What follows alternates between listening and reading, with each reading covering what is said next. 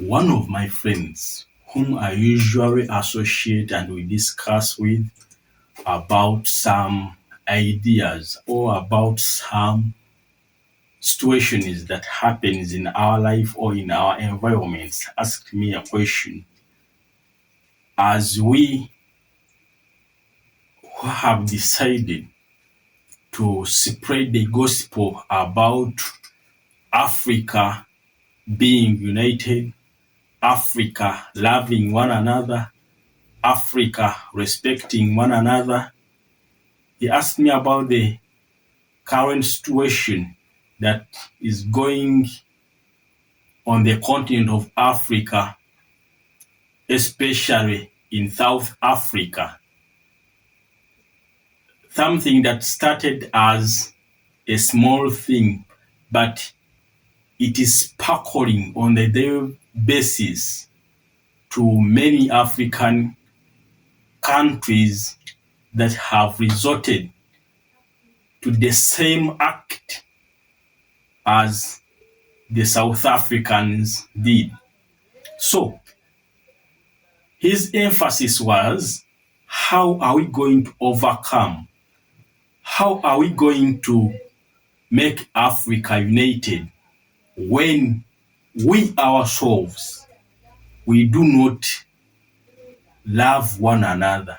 If we ourselves as Africans, we have failed to cooperate with one another to make sure that we build African countries, to make sure that we make this Africa a successful continent.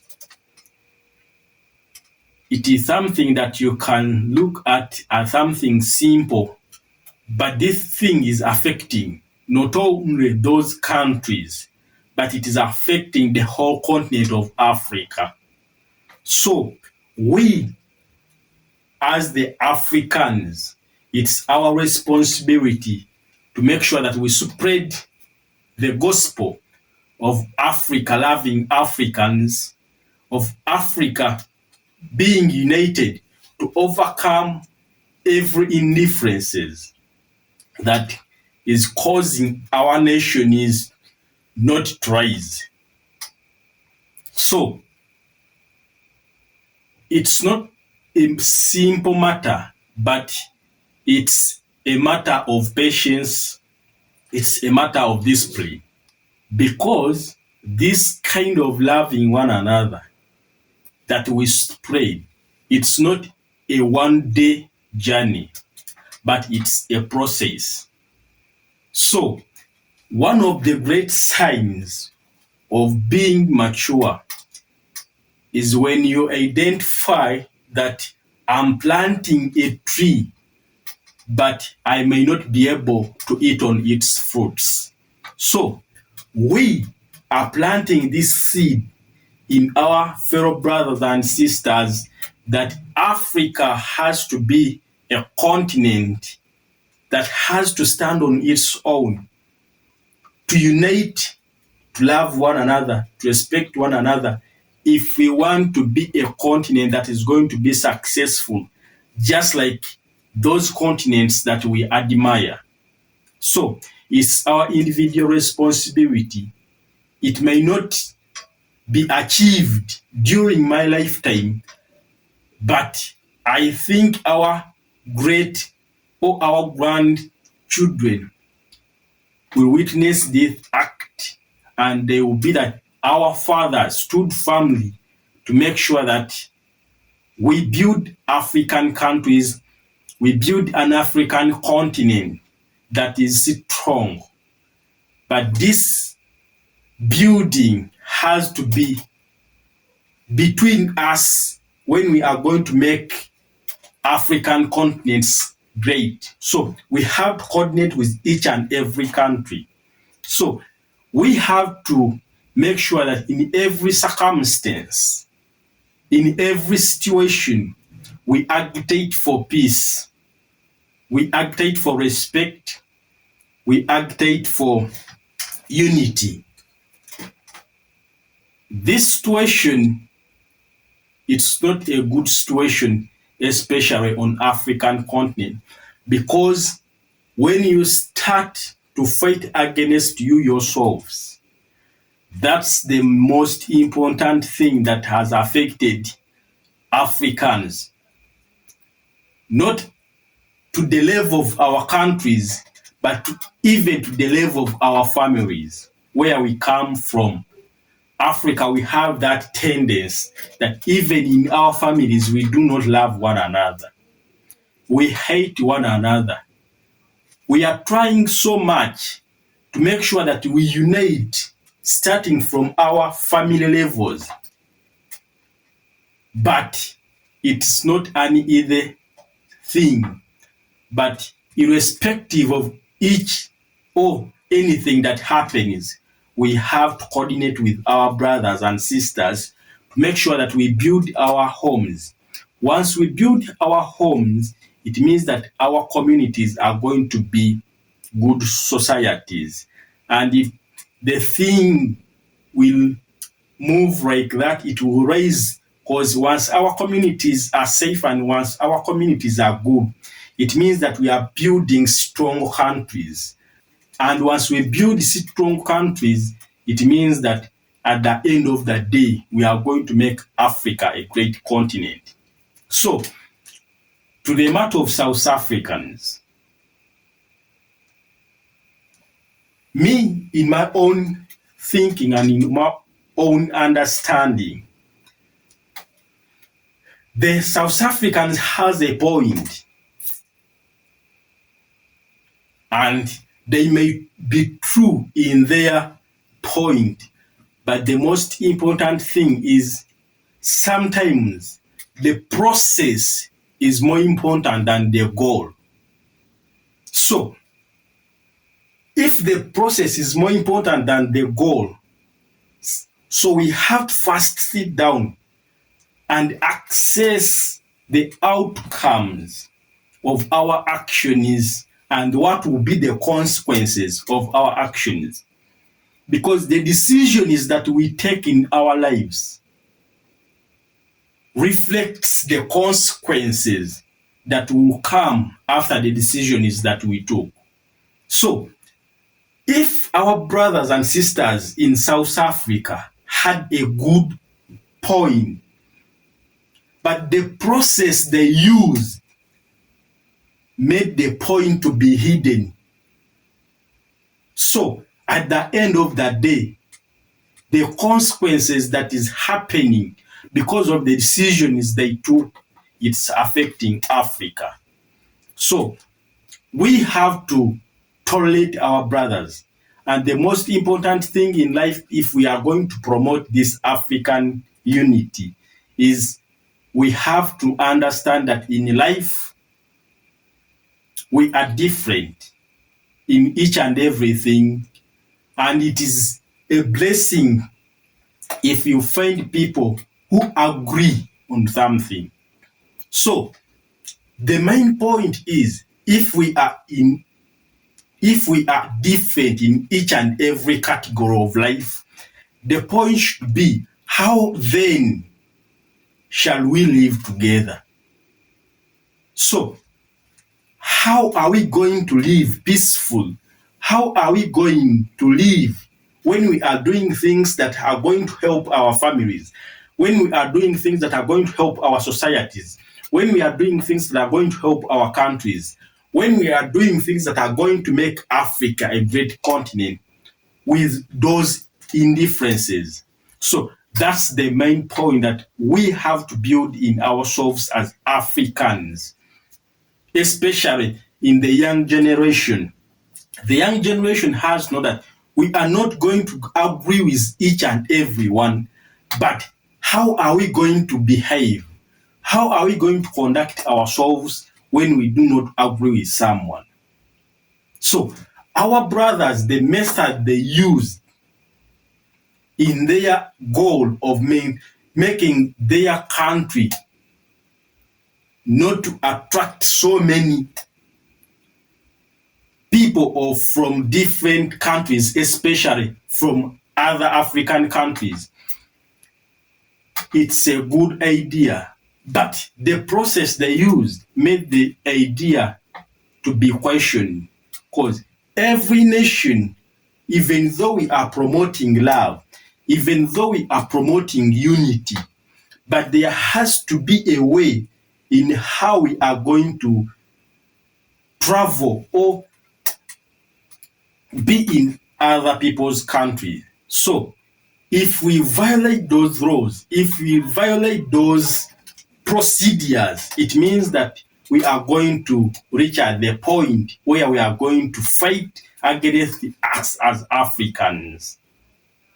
So the main point should be, if we have a point as we people of a nation, for instance, as we people of Uganda, if we think that so many people are coming to Uganda without big programs, how are we going to deal with them to make sure that we associate with them, or we reduce on the number so that others may go to their countries?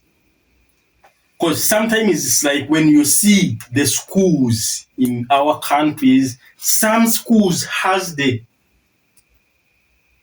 requirements needed for someone to go in their schools. It's not because they do not want students to go into their schools, but they are after something. So they may set certain standards that if someone wants to join such and such a school, that person has to perform or has to get a score between this and this. So you yourself, you can calculate within before going there or before hating the school. You just look within yourself that, do I have the needed requirements that the school wants?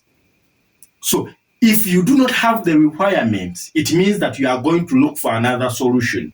And those with the requirements, it means that they are going to go in the school and enjoy the benefits of the school. So Africa, it's upon us, the leaders, to make sure that we make our countries successful countries. It's upon us, the leaders, to make that we create an environment where the nationals of a country are going to work or to get jobs, so that they can do their work and produce the necessary qualities or the necessary creativity that is going to lead to our countries to develop.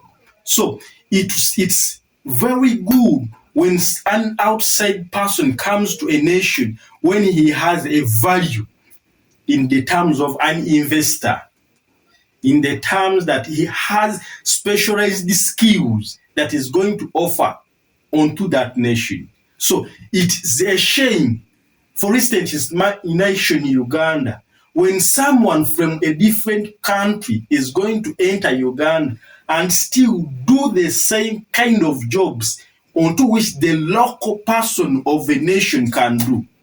So that brings enmity, because the nation and its nationals will feel betrayed, will feel cheated, to the extent that how can someone come to do that kind of the work where the nation of a country can do that work?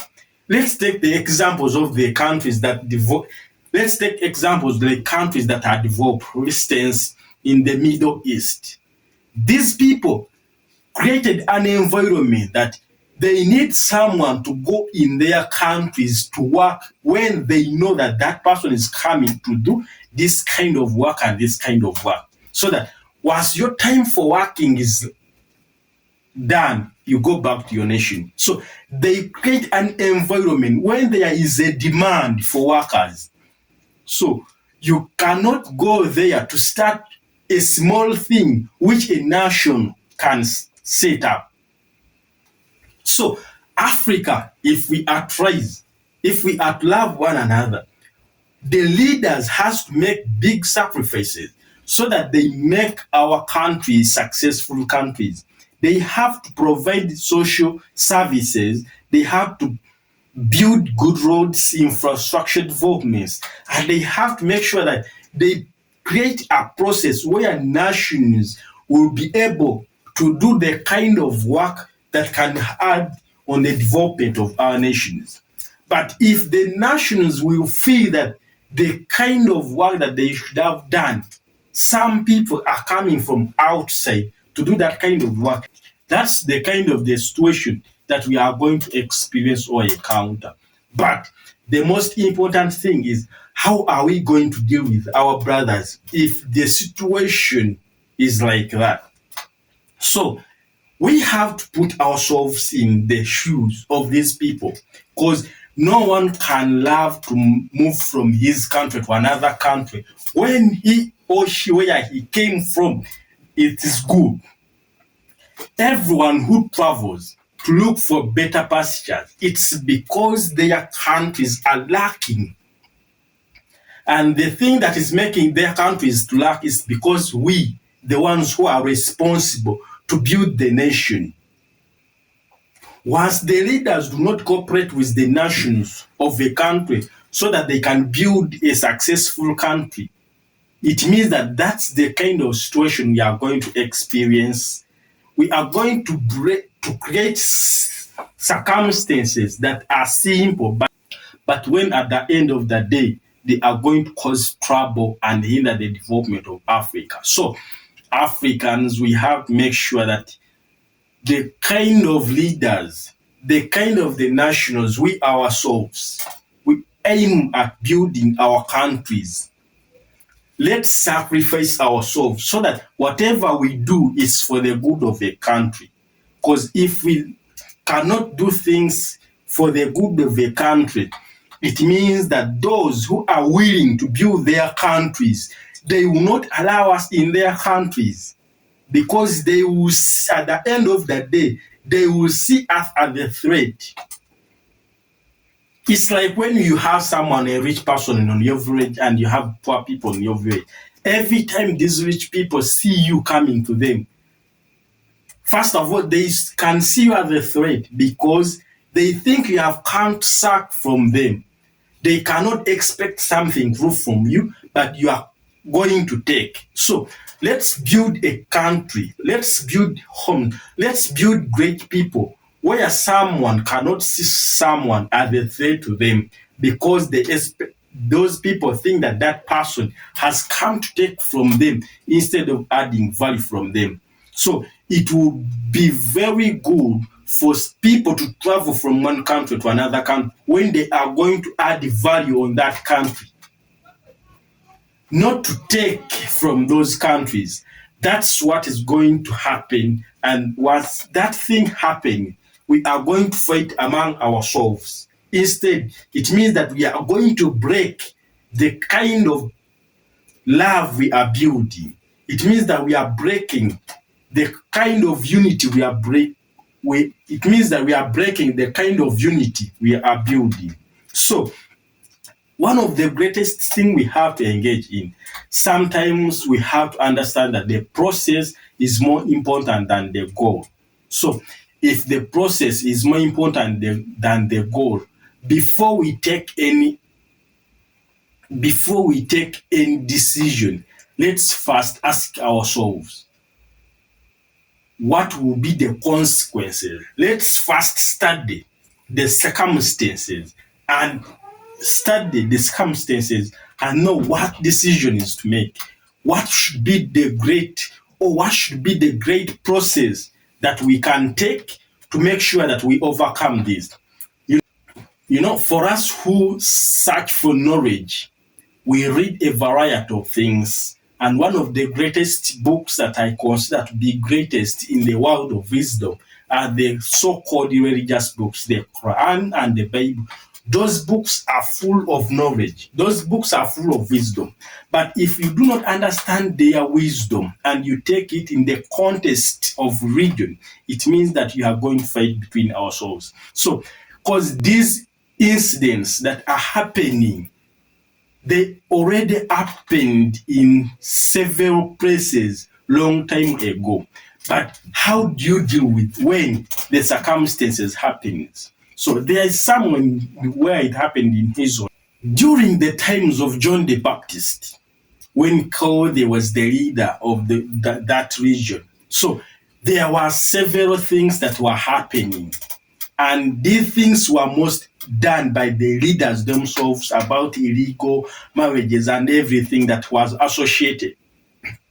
John the Baptist was concerned about the matter because he believed in a community that works according to the law, because he believed in a community that lives in peace, because he believed in a community where everyone has to be treated with care, where everyone had to be treated with respect. So John took a decision and he started to criticize the leaders publicly with harsh words.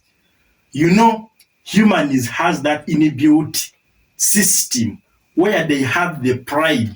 So once you criticize someone who has that inbuilt pride and he is a leader, you may end up that day when you are arrested. So during John's condemnation of these leaders' act, the leaders felt ashamed and the leaders felt disrespected, and at the end of that day, John ended up in prison, where he ended up beheaded. But what brought all that? The decision that John took to criticize these leaders publicly made the leaders to feel disrespected, instead of working upon themselves to make sure that they change the situation, to make sure that they do things according to the law. They work against the law. And at the end of that day, John was beheaded in that process because he criticized the leaders publicly. So he was doing the right thing, but the method he used created consequences for him. And once you read about in the Kings, during the time of King David, where King David masterminded the killing of one of his people in his kingdom, and he wanted to take his wife, or took his wife.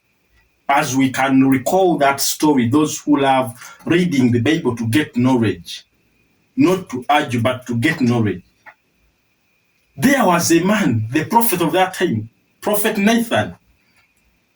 When he saw the act of a leader upon his people, he moved quietly to this leader, and the way he spoke to the leader didn't know that they are talking about himself. So he spoke everything, and at the end of that day, because according to the story, because Nathan told him about the story, but the leader ended up giving even the solution to that person who did that thing in that. But these people were true. And at the end of that day, the king asked this person, who is that person who has no mercy? Who is that person who is rude? Who is that person who does not value people? Who is that person who disrespects people? Who is that person who does not see the value of others? Who is that person who takes from the poor? And at the end of that day, Prophet Nathan told King David that His Highness the King, that person is you, who ordered Uriah to go on the throne so that he may be killed because you were interested in taking his wife. So, at the end of that day, the king felt guilty within himself, but remember, no one was there to watch. So, the king had to get himself up, has to make things in a right way. But when the man has advised him, he has addressed the issue that was going to affect, or that has affected the area. So, sometimes the consequences, the decision is with you. So, our brothers in South Africa, do not be harsh about your brothers. But the process set the standards for someone whom you want to be in your country, because you cannot build your country alone. But let's set the standard, because it's when you are, because let's take an example, when you are working in a company, and when the company sees that things are not going well, and it has to reduce or to downsize on the costs of labor, it means that the company is going to go in a meeting so that they can find out a way. At the end of the day, they may get a way of laying off some workers. But a wise company will not come and say that you pack your things and leave, you pack your things and leave, you pack your things and leave, you pack your things and leave, you pack your things and leave. They may set up certain qualities that may be within 2 years, within 2 months. If you do not have this quality, if you do not have this quality, if you do not have this quality, if you do not have this quality, kindly first get those qualities, and then you will come back and we work. And you may see that someone who does not have the quality will feel, but at the end of the day, he will feel that this work is slipping away from my hands because I do not have this quality. So it means that he or she is going to work hard so that he can get that quality. In case he doesn't have it, means that they are going to step down and they are going to work hard to see that if they want to go back and work, they are going to make sure that they get the qualities that are needed. Let's set standards for the people whom we want to come in our countries to help in the development of our countries. That's okay. But let's not chase people in our countries that in a manner that is going to create a bad image in our lives or in our countries. We have to make sure that whatever thing we enjoy, there are those who made a big sacrifice. So sometimes I tell you, my friend, that if you see your life moving smoothly, if you see your things moving smoothly, don't think that you are great, but just know there are sacrifices that either your parents did that you do not know, to make sure that you may enjoy the benefits. Because for us, we do not value the process, we value the goal. If you do not get what you want in the time that you set, you resort to things that destroy your life completely. Not knowing that our forefathers and our fathers, for them, they were interested in doing things that are going to last. So, if they do not see the result, but when they know that they did something that their children is going to be successful, they were happy. That's why some of us disrespect our fathers, because they are not so rich like us, not knowing that our richness is as a result of these parents of ours. They may not be rich like us, but they laid the foundation. They laid for us a process that made us successful. So let's build African countries that are going to be respectable in each and every country, because at the end of the day, the greatest thing we have to do is making Africa a great continent. But if Africa, we are dividing among ourselves, it means that nothing we are going to achieve. And this goes to the leaders. The leaders, we have to make big sacrifices to make sure that our countries are successful. The success of our nation will give a smile, will give a laughing smile to the nationals. When a nation goes in the hospital and there is medication, the nation will be happy. Once the nation travels on roads that are good, it means that we shall be happy. If the nationals, the education system is fair, if the taxes are not raised to the extent that can make people out of business, it means that the nations will work with a smile and they will be able to defend their countries they will be able to fight and develop their nations. Africa, it's our time to rise, but there is no way we are going to rise if we do not work together.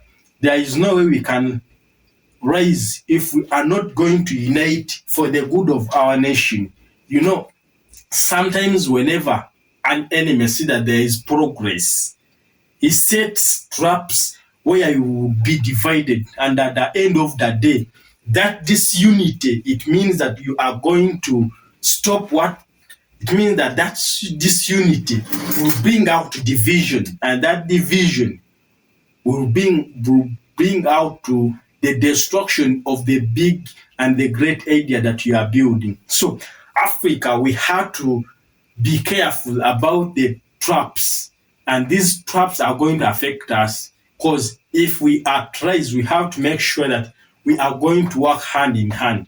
You know, there was a coach, a football coach who had a football team, but he got these players from different aspects of life, from different regions. So this coach, they had a match where that match was going to decide for their independence. So they were going to play with their colonial masters. And these colonial masters, they had a well-trained team. So they gave these people an opportunity to create a team and play with these masters. If their team wins, they will be granted independence. If they lose, it means that these people will continue to rule over them.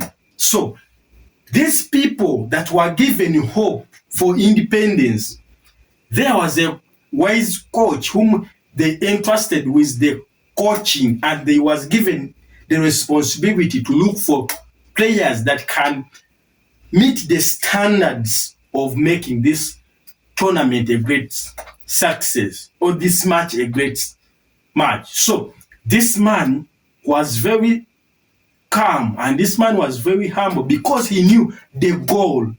But for him to reach that goal, he knew that the process would be very important than the goal. So he went in different parts of their country to look for those players. So he made sure that whoever he met, he explained to them the vision. He explained to them the goal. But the most important thing, that he explained to them how they should do their thing. So everyone was well aware. But in the process of preparing this team for that day, these masters kept on sending traps that caused disunity within this very team. So at the end of the day, the team had people of different tribes. The team had people of different locations. For instance, you may get a player from Busoga in my nation, Uganda. You may get players from Western Uganda. You may get players from Central Uganda. You may get players from Northern Uganda. You may get players from, for instance, we say that the team is going to be of Uganda. So you make sure that you travel for different parts of Uganda to make sure that you get the quality of these players.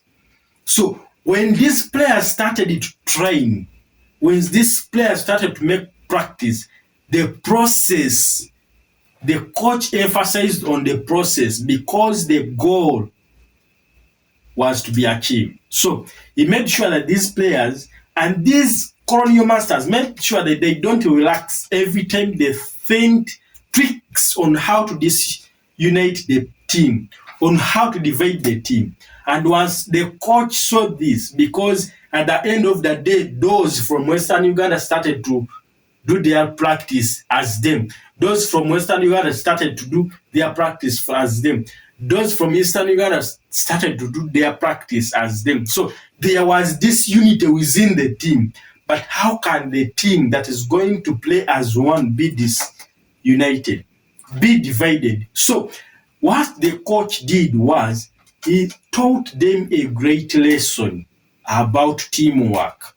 The coach taught them a great lesson about coordination, irrespective of your age, irrespective of where you come from, irrespective of your levels in life.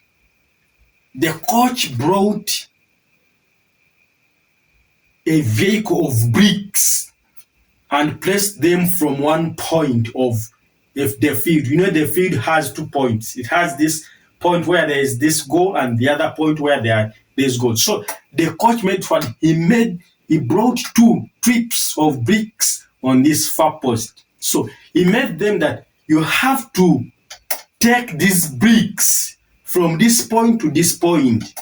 But remember, there was this unity among this team. So they started to carry the bricks. Each one started to carry like 2. They started to carry whatever bricks one can manage. Others started carrying 2, 1, and they ran, they took. They finished after a long time. And the coach, cause his aim was to make the team work as one. And once they succeeded to take those bricks as one, the coach still told them to bring the bricks back. So they brought the bricks back, but in the process, these people felt exhausted. And once they felt exhausted, one of the team members suggested to their brothers in the team that, you see, we are tired and we are exhausted, but we are a team of 22 players. Why can't we make a stand in a lane from this point to this point so that we can be throwing these bricks to one another so that they reach this point? While all of them were excited because they saw they did something within a short period of time that has costed them a lot of time when they were doing it individually. So once the coach realized that the lesson he wanted to teach to his players, they have mastered it well, the coach clapped for them and told them a lesson that was the main point of this training session, because I wanted to show you that you can go in life as one person, but there is too much exhaustion. You exhaust so much, you exhaust so quickly, and at the end of the day, you may achieve what you wanted, but when that you can't enjoy, but when you cannot enjoy that thing that you have achieved successfully because you are tired, you are exhausted. But once you make that thing as a team, once this one gets this part, this one does this part, this one does this part, at the end of the day, work will move on smoothly, and at the end of the day, you may achieve the result as a team when you are not tired. So once the team mastered this art of how to coordinate, irrespective of where they come from, irrespective of their tribes, they made a great team, and this team went out even though the masters tried everything to discriminate. They learned a lesson that they cannot achieve anything of great importance if they do not work together. Nothing we are going to get of great importance if we do not work together as brothers and sisters of one family. Nothing we are going to get of great importance and of lasting value if we do not work together as fathers of one family, as people of one community. We have to spread kindness. We have to spread love if we are going to change lives and impact generations. The most important thing about impacting generations and changing lives is knowing how to love one another, knowing how to work in teamwork. That's the only thing that is going to make Africa a great continent. That's the only thing that is going to make Africa rise. Our families rise, our communities rise, Let's make teams that are going to build nations irrespective of our color. Let's make teams that are going to build our villages irrespective of our levels, our status. Let's build nations irrespective of our religion. Let's build teams irrespective of our political parties. Let's not be divided because we are of different political parties. Let's not be divided because we are of different religious beliefs. Let's not be divided because we are of different tribes. Let's not be divided because we are short, because you are tall. Let's join hands if we are going to build strong communities. Let's join hands if we are going to build strong countries. Once we divide ourselves according to the indifferences of our religious beliefs, we are going to hinder the development of our nations. If we are going to disunite ourselves because of our political parties, it means that we are going to hinder the rise of our countries. If we are going to disunite because of our indifferences in knowledge, because of our indifferences in social status, we are going to hinder the development of our families, we are going to hinder the development of our nations. Our fathers, we call you upon to unite families. Let's not separate families because of different religious beliefs, because of different political ideologies, because of different things that we encounter in life, irrespective of what. Let's remain one. Let's remain united. Let's love one another. Let's promote respect and let's promote unity. That's the only way we are going to make Africa a great continent. We have to know that we have indifferences. We have indifferences, but how we deal with indifferences is what matters most, because for every action that we are going to take, there has to be the consequences. So we have to make sure that before we take any decision, we study the outcomes of the consequences. We have to study the outcomes of the decisions we are going to take. That's what we are experiencing as African continent because of our South African brothers who decided to take the matter, a good matter, but the process they used didn't favor the image of a country. So let's promote the kind of South Africa that Nelson Mandela fought for. Let's promote the kind of Kenya that Jomo Kenyatta fought for. Let's promote the kind of Tanzania that Mwalimu Julius Nyerere fought for. Let's promote the kindness. Let's be empathetic. Let's value one another so that we can make our countries great countries. Africa, it's our time to rise, but there is no way we are going to rise if we are still hating one another over indifferences.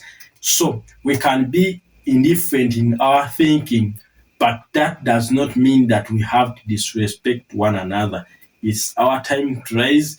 If we are going to rise, we have to make sure that we overcome every kind of indifferences with suitable solutions. And for whatever situation and for whatever thing that we wish for our countries, let's first study the goal. And once we study the goal, let's study the suitable process that is going to make the process or the exercise that we think that is going to be good for us to make sure that it can bring the desired output.